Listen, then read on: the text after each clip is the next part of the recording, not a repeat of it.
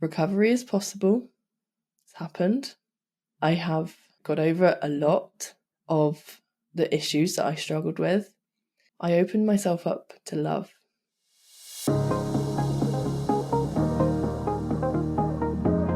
Thank you for tuning in to the Calm Your Nervous System podcast, where you will learn to regulate your nervous system, not just calm it. I'm your host, Jenny Adams, and I'm a somatic coach who has recovered from debilitating ME and trauma. Alongside my guest experts, I'm here to share tips, stories, and debunk jargon, what is somatics anyway, about how you can regulate your nervous system so you don't have to live with chronic illness, burnout, or debilitating trauma for the rest of your life. A joyful life is possible!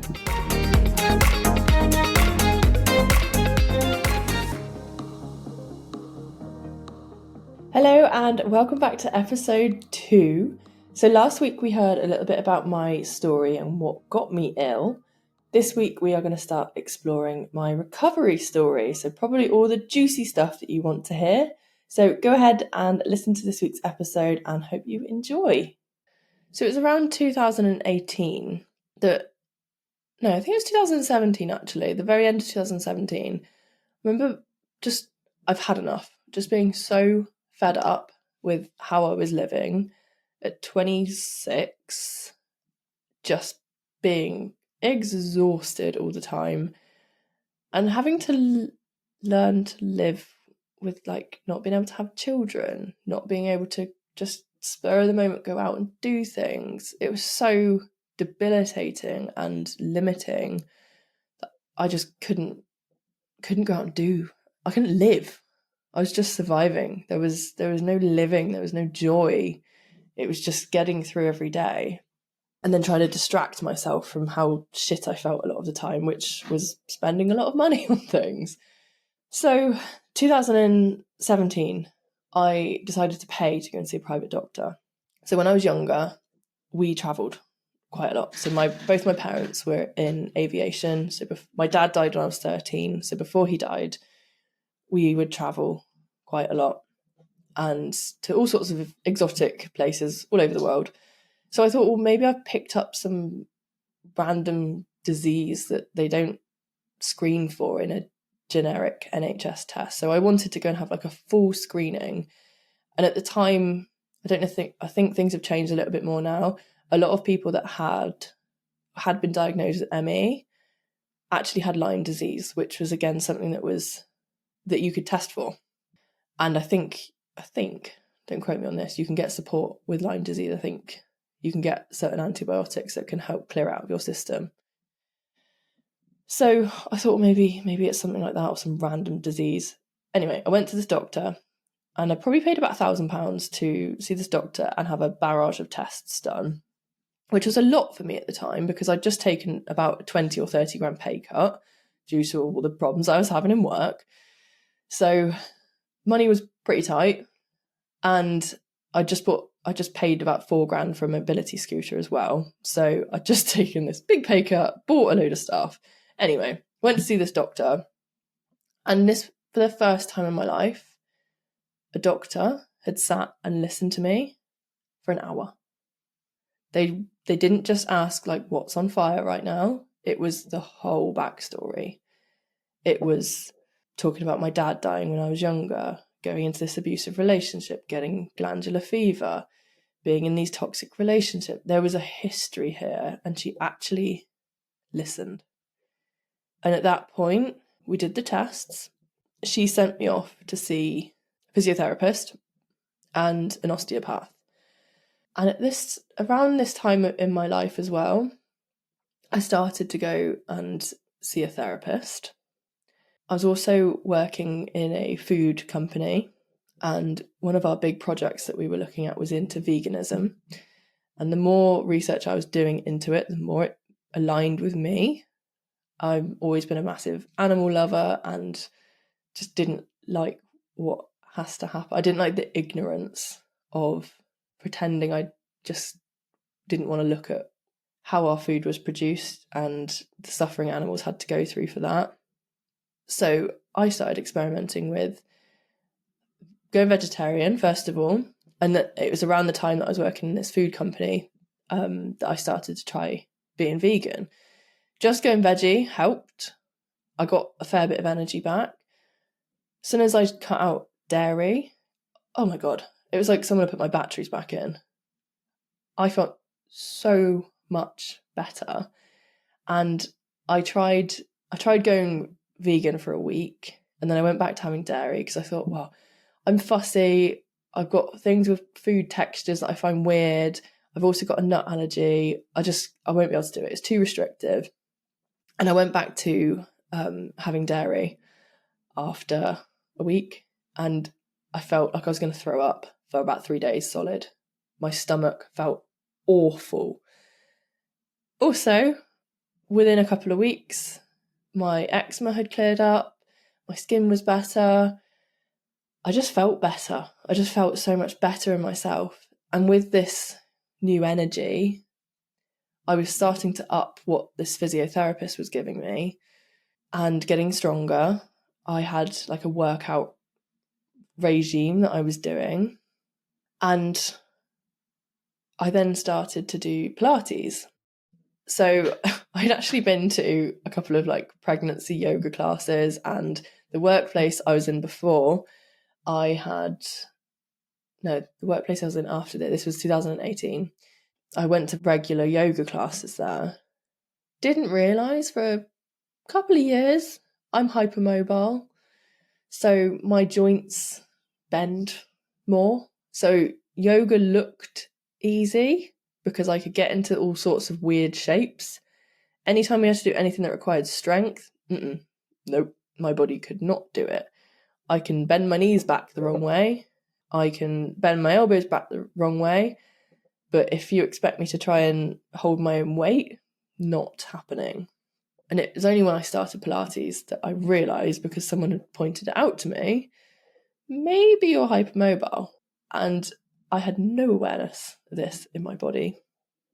And then once I realised that, I could start to work with it. So one of the things that comes with hypermobility is poor proprioception, which is knowing where you are in space. Another comorbidity of hypermobility, lots of mobilities there, is ADHD and mast cell activation syndrome, which in layman's terms is being very sensitive, having lots of allergies. So suddenly, a lot of this stuff is making sense. And it took a long time to realise the mast cell and the ADHD. That's only been the last year or two. But I realised these things have been there for a long, long time and all affect each other. So I'm starting to understand a little bit about what's going on in my body. Why, as a child, I was always knocking things over. I couldn't sit still. I'm always wriggling. I'm even wriggling now. I'm sitting here fiddling with a little toy, a little fidget toy. That's okay. That's what I do. It's what I need now. So I started Pilates, and I think for the first time in my life, I was doing some kind of exercise that didn't feel like punishment. So years before, when I was ill but trying to be normal, I would go to the gym and just completely wear myself out. And I remember going to the gym one day and coming out of the showers and fainting, probably partly due to exhaustion, also due to POTS, postural orthostatic tachycardia syndrome, which again is quite common with ME, and being deconditioned, and hypermobility. So there's all these things here that have been linking, that I'm now putting the links together and seeing a whole picture. So this didn't feel like punishment. There were also a lot of people in the class that I go to. It was a small circuits class, and I remember going every Thursday afternoon. I would go and see my therapist. I'd leave work early, go see my therapist, and then I'd go to Pilates, and there'd be a couple of us in this group that we'd all kind of become friends that had fibromyalgia, ME, lupus. There's a couple of us that had chronic illnesses, and some weeks we'd just turn up just to see each other, and we wouldn't do much. Sometimes we'd just go for a chat. We'd move a little bit, some weeks more than others. And I think it took probably a year or so of doing this to start to realise I'm actually feeling safer in my body, and I'm listening to what my body is telling me. I'm learning about my body. I'm getting stronger, and this feels good. And I was always that kid in PE that had forgotten their kit, that was on their period, that just did not want to do it. I would always have an excuse. I hated exercise. I was that kid when we had to do like cross country. You know, there was always the girls at the front that would run off, and I would stomp around as slow as I could, dragging my heel. Oh, I don't want to do this. This is pointless. I don't like it. So I've never really been an exercisey, fitnessy person, which is what made me laugh that I actually ended up working in the fitness industry for a year or so. So around this time, I had actually also reached out to see a therapist because I was having problems in my relationship, and this was with this toxic guy, and I was realising that there was a pattern going on. And a lot of the pattern was due to the sexual trauma that I had been through with my first boyfriend, and then a lot of lack of consent going on in relationships since. Men, partners demanding things from me that there was no choice for me in there. There was no respect. I wasn't heard. And I was seeing that this was a pattern that I kept getting caught in, and I needed to do something about it. So I did break up with this guy because he was an accused rapist, which I didn't believe at the time, but in hindsight, I can see he probably was, because it happened to me. And I started seeing a therapist to try and unpick some of this stuff. And I saw her for about a year and a half. And this was really life-changing. This was the first time I'd actually allowed myself to get vulnerable, to talk a little bit about what had gone on, what was going on in current relationships, some of the friendships I had at the time, which were quite codependent, quite unhealthy. There was definitely a need in me to be needed. And that need almost overrode my own human needs. So my need for a quiet, safe space, the need to please people would override that. So I'd have my Thursday afternoons. I'd see my therapist. I'd go to Pilates. And I was getting better. It was about a year. I changed my diet. And this is where I realised that learning to regulate your nervous system was what I was doing. I was going to a safe space. I was starting to tune into what my body was asking. I was releasing some of the trauma that I had been through. I was taking away inflammatory foods. And I should also say, going vegan changed my life. But for some people, it won't work. The point in looking into your diet, if that's something you want to look at, is what works for you and your body, your gut. For me, I remember my mum saying as soon as she weaned me onto cow's milk, that was when I got covered in eczema as a child. That was when my asthma came in, all of my allergies came in. So something from a very young age does not like dairy in my body. So when I got rid of that, a lot of the energy was not going on fighting inflammation. So about a year later, after I had done a lot of this recovery stuff, and I tried some weird stuff. I remember trying Perrin technique, which sounds like it's basically lymphatic drainage. And I don't know if any of you don't know anything about lymphatic drainage. A lot of the lymph nodes drain into around your collarbones, and lymph is quite close to the surface of your skin. So you have to drain down your face towards your collarbones, but you also have to drain up from your belly and your chest up towards your collarbones. So what that actually looked like in reality was me paying 50 or 60 quid to go and lie down and get my boobs out and get them massaged up towards my collarbones, which sounds mad. And I don't think it really did anything. But the fact that my lymphatic system was sluggish was probably because I wasn't moving very much. This was before I started a movement practice that worked for me. This was me trying to help get over the ME. And it didn't really do anything. Might work for some people, but no, it didn't work for me. I think my nervous system was high tuned into a place of not feeling safe. So even doing things like this, I didn't feel comfortable. I'm not one of those people that like enjoys getting naked. I'm quite covered up with my body. So going and having this done, probably there was a message in my body saying, this doesn't feel right. Why are you doing this? And I was ignoring that. Story of my life. I remember around this time as well that the pain clinic that I was under had offered me acupuncture because I was having such severe back pain from this car accident I had been in. And they said, yeah, acupuncture can help with your nervous system. Actually, no, I don't think they said that. I know it can. I think they said it can help with back pain. So I went to this NHS acupuncture, a couple of appointments, and I've not had acupuncture since. I've heard great things about it, and it's a Eastern medicine practice. So it's been around probably a lot longer than Western medicine. I have a friend who absolutely swears by it as well. I've not been to anything since, but I think my nervous system was in such an unsafe place, on such high alert, that something as subtle as acupuncture just didn't work. So again, I'd go get all these needles put in me, leave thinking, well, didn't really do much.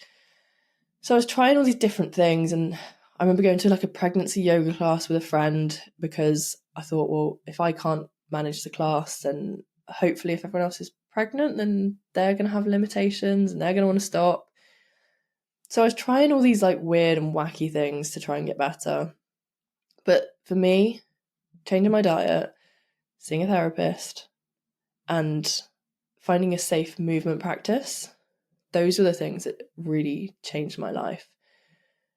And I wish I had some guidance at the time. I just happened to fall into these things at the same time, and they worked. So after about a year of trying these things, this was when I quit that job, and I went to Ibiza for a week because I never really got the chance to have my partying crazy days when I was a teenager. Because I was in that abusive relationship, I just didn't ever have the confidence to do it. So this was me at the age of 28, really being like, fuck it, I'm going to go to Ibiza. I put it on a credit card, I quit my job, and I went and spent a week having fun, meeting random people, and I went on my own, by the way. So I just remember sitting at Ushuaia watching Calvin Harris and sitting on a bench and someone coming up to me and saying, hey, why are you sitting down? And I think it was this older couple. And I just had this big grin on my face that I was like, a year ago I was in a wheelchair. And right now I'm just taking a little breather because I'm in Ibiza at Ushuaia, basically in like a massive rave watching Calvin Harris.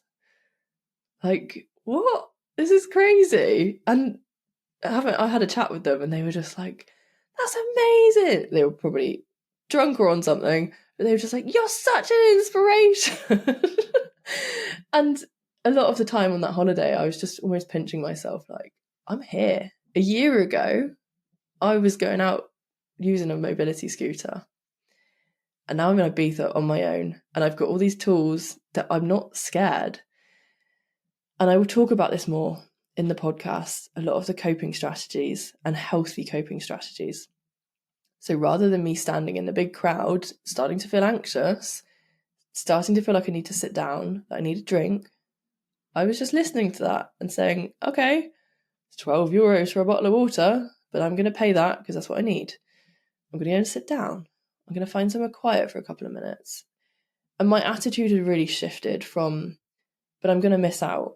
I'm not enough to, well, this is what I need. And even this morning, I had a really busy day yesterday. And rather than waiting for my body to come and shout at me and tell me I need to rest, by which point it's a bit late, I thought, no, I'm just going to take a preemptive rest. My first client was at 11 o'clock, so I didn't get out of bed till about 20 past 10. And it wasn't, oh, you're being lazy, you should get up earlier. No, this was done with joy and choice and freedom. I get to have a slow morning in bed. Oh, and I will talk more about how we change our mindset when it comes to chronic illnesses. So a couple of other things that happened along my journey. There was a lot of adaptations I had to make. So I remember when I would attempt to go out and see my friends, I would stay out too late. I wouldn't put boundaries in place to say, I've only got the energy to probably come out for an hour. Or if we go out, it needs to be somewhere that I don't have to walk very far. It's not too sensory overload. It's not too bright. It's not too loud. And I don't really think about those things anymore because I can just manage whatever situation I'm in. But those things at the time would take a lot of my energy. If we were somewhere busy and noisy, all my energy was going on blocking that out. If it was too bright, again, all my energy went on that. And I remember driving home often. It was dark and I'd be driving home with sunglasses on because the headlights from other cars were just blinding me. It was just, too sensitive. So there were all these adaptations that I would have to make, or I would go along to these situations and then I'd struggle afterwards. I'd get intense brain fog just from going to work and then having to, again, adapt to pretend that I wasn't getting this and that, oh my God, what's wrong with me? I can't think of words and why can I not manage this? So I would work a day from home. I'd work a Wednesday from home and it would go one of two ways. If I was having a good week, I'd get all my work done that one day and then I would coast through the rest of the week. Or vice versa. I'd get some work done in work and then I was so exhausted from what was going on in work that I would just spend the whole day in bed, sleeping, moving the mouse, answering any urgent queries, but just not doing anything. And then I'd feel really guilty because I'm like, I've been paid for 5 days of work and I'm not doing anything because I'm so exhausted. And that was my day. I had 2 days of the week I would wash my hair. So one of them was on my Wednesday, which was my day off, because I could pace myself around. Well, I don't have to get out of bed really early and get dressed and drive to work and do all the things. I could just get up when I needed to. I could have breakfast in bed. I could wash my hair at 1 o'clock in the afternoon because no one's going to see me. And then I'd do the same thing on a weekend. So even things like planning the days I would wash my hair, whereas now I'll just wash my hair when it needs washing. I don't need to plan my energy to do these things. So there'd be all of these changes that I've just picked up along the way that would make my life easier, that I realise I don't have to live with anymore. I have made changes in my life for the better. I'm just listening to what my body is asking these days. And I remember when I was ill, like I've always loved travelling. Like I said, my parents were both in travel and yeah, I think it's in my blood. And just the effort to get just down to Cornwall or Devon or on a plane was so much effort. I think I'd try walking and I couldn't, so I'd have to get a wheelchair through the airport. Just the anxiety that would fill me with. What if I have to stand in a queue? Because there's always a lot of waiting around at airports, a lack of assistance sometimes. And again, a lot of that was because I wouldn't ask. I wouldn't ask for what I needed. It got to the point where I would go through airports. I would realise, hang on, I can go on holiday. I can go and enjoy myself if I do X, Y, and Z. And I'm proud to say this year I went to Miami on my own from the UK. Didn't think twice about how I was going to get there. I just knew if I booked a flight, I could get there. I can get myself to Heathrow. I can get myself on a plane. I will figure out what goes on when I'm at the other end. And what actually happened when I got to Miami was a car hire scam. Turned up to pick up my car hire and they wanted an extra $1,000 off me, which again, a few years ago would have sent me into a spiral. I just got off a 9 or 10 hour flight. I just wanted to get to my hotel. And I said to them, well, I just looked at Uber and it was like $15 to get to my hotel. And I just said, nope, this doesn't feel right. And I was having a gut feeling before then that something was off with this car hire company. And yeah, I just said, no, I'll get my money back. I'm leaving. So I've got a voice now. A few years ago, I would have probably paid that $1,000 that I really did not have. That would have been all my spending money for the week, just to have a car that I didn't really need. So I walked out of there and I had the best time in Miami. I went out there for like a course retreat. I turned up just being myself. And I remember having a queue of people that wanted to talk to me at the end of the first day. And I wasn't hosting or anything. I was there as a participant. I stood up and shared something, but so did a lot of other people. I don't know if it's because I was British, and you know how the Americans love a British accent. I see you guys. But there was like a queue of people that wanted to talk to me. And I was trying to send an email, and I kept getting interrupted. And it was only later that evening that I thought, oh my God, I've just turned up as myself here and people want to be around me. And there was this real validation, like a deep validation that I can turn up as myself and that's okay. And it felt so good to be in those spaces and not have to be something else. I was just being me. I was just having fun. And I've got some good friends that I made out there.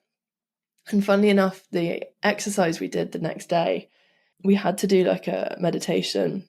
And one of the questions that came up in there, and the course I was on is called Relaxed Money with Kate Northrup, and it's all about money and the nervous system. So there's a lot of female entrepreneurs there, business owners. You know, it was a money-based course. That's why we're there. And we did this meditation. And what came up in this meditation when they asked, what's your next right step?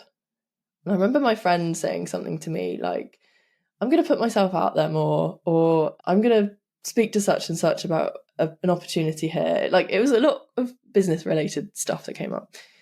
What came up for me was get married. And I remember writing this down and saying to my friend, like, huh? What? No, I run a business. Like, I don't need that. And what came out of that message was an acceptance that I can receive love. And I think that experience whilst I was there showed me that I can turn up as myself, my authentic self, and be loved. And what happened at the end of that trip, after I spent 10 days traveling down to the Florida Keys in a Dodge Challenger, which is like an American muscle car, on my own, had, again, the best time. I got back to Heathrow, and the very last message I sent before the plane pushed back, before I left America, which would have been like 3 a.m. in the UK, was me texting one of my American friends saying, fingers crossed, my partner is in Arrivals down on one knee. And what happened when I walked through the doors of Arrivals is my partner, Nath, of 5 years, was there, down on one knee, waiting to propose to me. And I just want to share this to finish up. Recovery is possible. It's happened. I have got over a lot of the issues that I struggled with. I opened myself up to love. I met him in 2019. I almost didn't believe that he was real. I thought he was a catfish because he seemed too perfect. And yeah, we have our ups and downs like everyone does, but we communicate. And yeah, we're getting married next year. So I learned to value myself. I managed to get over ME, chronic pain. And yeah, I met the love of my life. So I will leave you on that note, and we will dive into some more of these topics in other episodes. So appreciate you listening, and I hope you've enjoyed the episode. Take care. Thank you for listening to this episode of Heal Your Nervous System. I hope you found the conversation as interesting as I did. If you would like to start healing your nervous system, I have a free energy diary available just for podcast listeners, which will really help you see your blind spots about how you're spending your time and your energy. Find it at jennyadamscoach.co.uk/podcast. Find out more about me and somatic coaching in the show notes below. See you next time.